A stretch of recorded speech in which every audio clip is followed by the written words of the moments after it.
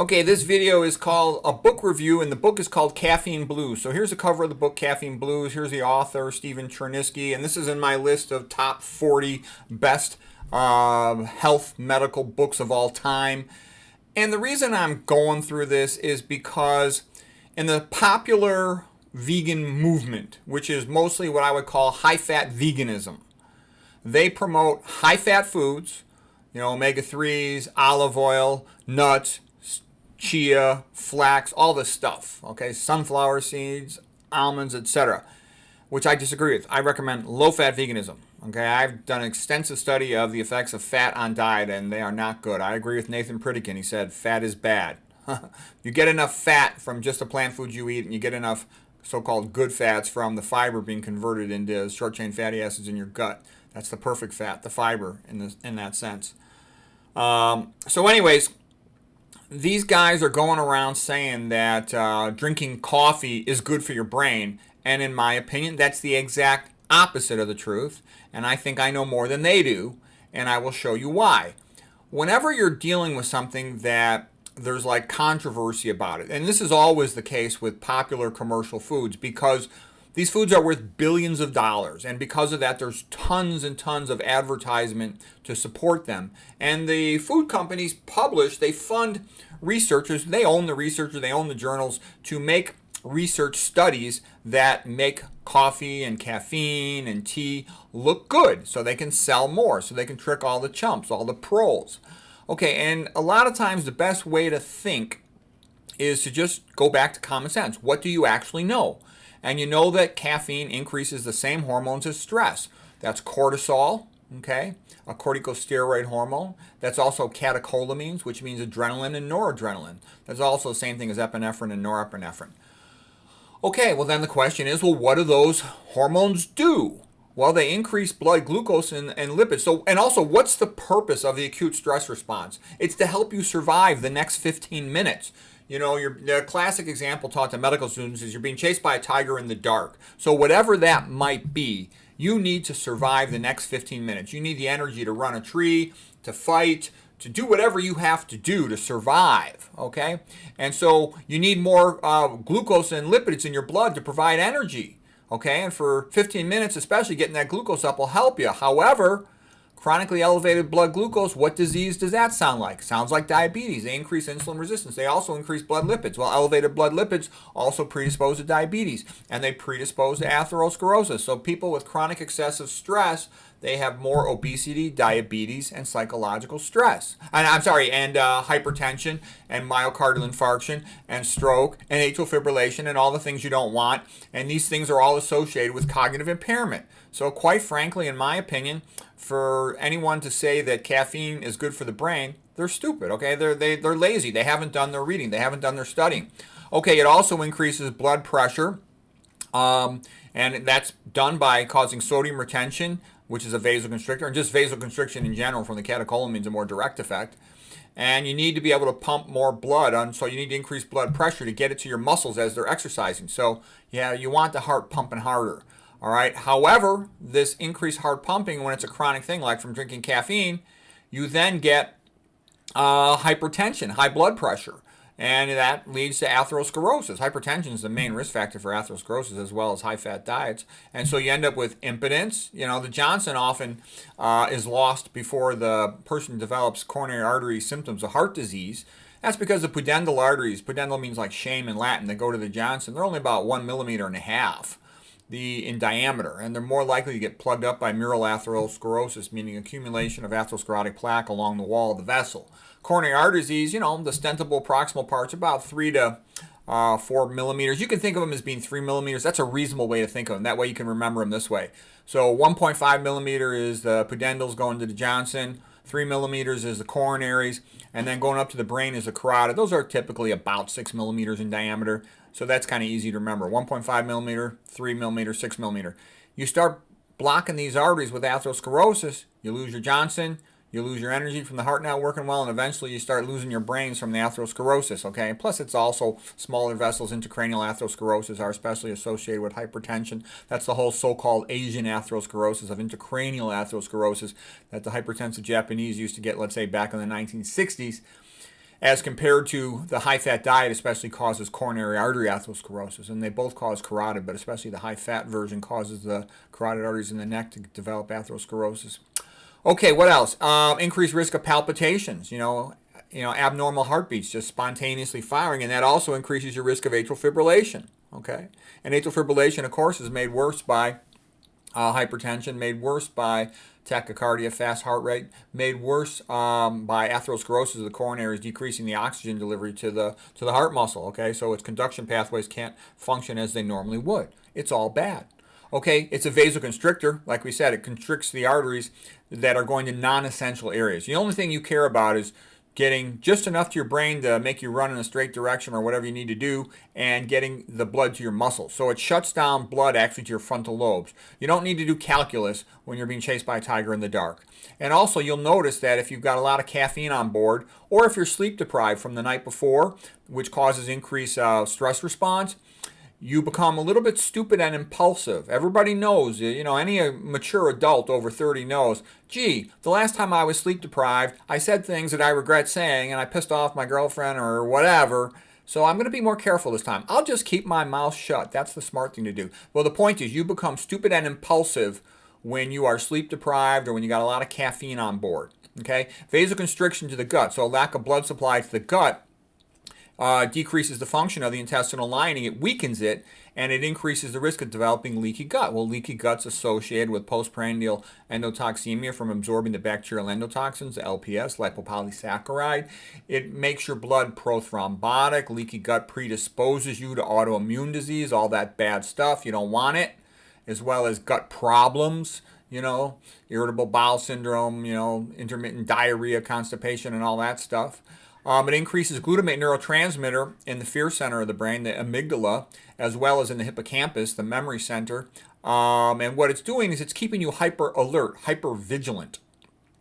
And, hyper alert, hyper vigilant is good when you're being chased by a tiger in the dark. But you know what? You don't want to be chronically hyper alert and hyper vigilant. The half-life of caffeine, it's about, 6 to 8 hours. So that means even if you have that cup in the morning, it's still going to be on board later in the day. Okay, and that's not good. And I can tell you, Dr. Scherzai, and I read their book, The Alzheimer's Solution, they were saying it's okay to drink coffee until 2 in the afternoon. I would disagree with that. I would think the smart move is don't ever drink it, okay? You can see, even if you drink it in the morning, you're still going to have some of this on board. And even if you still sleep, let's say you're 7 or 8 hours, you're not going to sleep as deeply. So you're not going to get the brain's not going to be able to clean itself as well as you would like. The brain cleans itself at night when you're asleep through what is called the glymphatic system. That's a combination of the words glial and lymphatic. Basically, your neurons can't go offline at night, in the daytime, because you're active. You need a precise neuronal microenvironment, so all the ionic gradients are correct and action potentials can be fired rapidly. But when you're asleep, the brain can go offline, as it does. And what is called the glymphatic system means to open up the perivascular spaces of vertebral bin, so cerebral spinal fluid can then rinse over the neurons and sort of clean them. The neurons pump out their waste products at night, and the CSF, cerebral spinal fluid, rinses them away, okay? And then it's reabsorbed into the venous system typically. Some as well goes into the lymphatic system. The brain has lymphatics within the meninges, okay, like in the dura, so the outer meninges, pachymeninges, if you will, not the pia, the leptomeninges, right in contact with the brain itself. So anyways, the brain does have lymphatics, and then they take it down through the lymph nodes in the neck and whatnot, and remove it there. So in a sense, the brain's doing what other parts of the body do. It's outsourcing its waste management, which makes sense. The great waste management, capital of the human body is the liver. The liver is the detoxification center of the human body, and it can handle all kinds of things. Okay, the brain doesn't have a lot of space. If the brain had to manage all of its waste products, it would need much bigger cells, and then you would need a much bigger skull, and that was thought to not be evolutionarily, or for whatever the reason, efficient, like God's design, or however God decided to make it the way it is. Okay, what else? The neurons couldn't be as close to each other. You probably couldn't think as fast if all your brain cells were so big that they couldn't get up and close for their connections. But anyways, what else about it? Also, you suppress your immune system. You don't need to waste energy and resources on your immune system when all that matters is surviving the next 15 minutes. So you don't care when you're running from a tiger in the dark, or whether or not, you might have an infection, or whether or not you might have a cancer brewing somewhere. It doesn't matter at that moment. However, when you're chronically drinking caffeine or when you're chronically stressed and you're chronically sleep deprived, so you have elevation of these hormones, well, then you're putting yourself at increased risk for infections. You're making yourself immunocompromised and increased risk for cancer. It's your immune system that removes cancer cells. It's your immune system that prevents infections, okay? So that's not a smart thing to do, to immunosuppress yourself, okay? The more closely you look at it, it's like stupid. Okay, people say this, oh man, I'm so stressed out. Okay, well, if you're stressed out, relax, get some sleep, take it easy. You don't want to drink caffeine and increase your stress hormones. That's stupid. Okay, we talked about increased risk of myocardial infarction. Oh, and another reason why you have increased risk of metastatic cancer is because when the platelets are activated, they can hide metastasizing cancer cells in the blood. Oh yeah, so being chased by a tiger in the dark, there's a fear that the tiger might scratch you with its big paws, in which case you don't want to bleed to death. So you're more prothrombotic, you form clots more easily when you are stressed out, and you increase your acute phase reactant blood protein fibrinogen to blood clotting protein. You also increase other clotting proteins, von Willebrand's factor, factor VIII, antihemophilic factor, and you cause platelet activation. So all of these things make you more prone to form clots. All right, well, that's not good if you're chronically prothrombotic, a little bit hyperthrombotic. That increases your risk of a heart attack, increases your risk of a stroke. It's not good. Okay, you don't want to stress out, the old man in your house, because, you increases risk of having a myocardial infarction. Okay, what else? It causes increased urinary excretion of calcium. Well, increased urinary excretion of calcium means increased risk of kidney stones. Kidney stones are no fun. Okay, most of them are small and asymptomatic, but once they become big enough to be symptomatic, they either dislodge from the kidney and get stuck in the ureter, causing obstruction, causing a backup of urine, hydronephrosis, which can become infected, pyelonephritis, and then that needs to be treated with, let's say, either a stent from below and a urologist going through your Johnson with a big urethroskope. Urethroskope's about 1 centimeter in diameter. It's like the size of a man's thumb. Do you want that up your Johnson? I don't think so. And if they come in the back through your kidney, they got to put a tube that's about the same size, again, about 1 centimeter in diameter. That's called a percutaneous nephrolithotomy, all right? And I used to put in tons of percutaneous nephrostomy tubes when I worked primarily as an imaging-guided surgeon. Okay, so what I'm trying to say is you don't want somebody sticking a big tube in your back. It hurts. My father had a kidney stone, and he told me it was the worst pain he ever had in his life. Okay, you also excrete more of your magnesium, and you need magnesium as a vasodilator. You need magnesium to run the potassium sodium ATPase pumps in all your cells' membranes, but especially your neurons. So you increase your risk of excitotoxicity. Well, guess what? It's an excitotoxin. Excitotoxicity means overactivation of brain cells, while simultaneously it's a vasoconstrictor to your brain. So you're increasing neuronal activity, like in your hippocampus, while you're simultaneously vasoconstricting blood flow to some of your other areas in your brain, and there can be some overlap. Okay, you're screwing yourself. It's stupid. You're increasing metabolic rate while decreasing blood flow to some areas of the brain, and you don't want to do that. And the more you piss out your magnesium, the bigger the problems will be. Magnesium is an essential ion. You need that to run any reaction with ATP because it holds the second and third phosphates together. It's got a strong positive charge, 2+, and it can hold those strongly negative charged phosphates in place until the body's ready to release them. That's what it's supposed to do. It also blocks the NMDA receptor for glutamate on the postsynaptic cell of a neuron, so it helps prevent excitotoxicity in a big way. Go ahead and read some papers on excitotoxicity, and you'll say one of the most important things is to maintain normal magnesium levels to lower the reactivity of the NMDA receptor and thus not allow more calcium to flow through that NMDA receptor into the postsynaptic neuron, thus causing potential for excitotoxicity. Okay, you don't want that. That's why it's so good to eat plants, because you get more magnesium. Okay, you also get more potassium, a vasodilator, things that are the opposite of acute stress. All right, and then not to mention that people often put milk or creamer and high fructose corn syrup sweeteners or who knows what else, stevia or something into their coffee, all stupid. That's another thing too. Stevia is often recommended. Stevia is stupid. It causes infertility. Okay, I would stay away from that stuff.